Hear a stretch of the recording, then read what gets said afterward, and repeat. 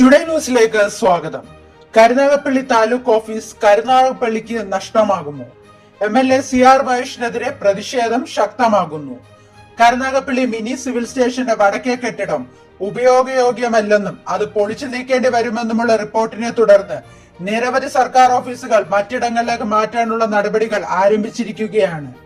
PWD KHRA technical ടീമിന്റെ പരിശോധനയിലാണ് കെട്ടിടത്തിന് ഗുരുതരമായ ബലക്ഷയം സംഭവിച്ചിട്ടുണ്ടെന്ന് കണ്ടെത്തിയത്.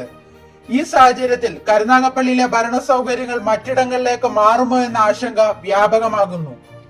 ഇതിനു മുമ്പ് 2019 അന്നത്തെ MLA ആയിരുന്ന R രാമചന്ദ്രൻ ദേശീയപാത 66 വികസനം നിലവിലുള്ള സിവിൽ സ്റ്റേഷൻ കെട്ടിടങ്ങളെ ബാധിക്കാമെന്ന് മുൻകൂട്ടി കണ്ടതിന്റെ അടിസ്ഥാനത്തിൽ താലൂക്ക് ഓഫീസിന് പുതിയ അനക്സ് മന്ദിരം നിർമ്മിക്കണമെന്നാവശ്യപ്പെട്ട് മുഖ്യമന്ത്രി പിണറായി വിജയന് കത്ത് നൽകുകയും തുടർന്ന് വില്ലേജ് ഓഫീസറുടെ റിപ്പോർട്ടിന്റെ അടിസ്ഥാനത്തിൽ ഭൂമി ഏറ്റെടുക്കാൻ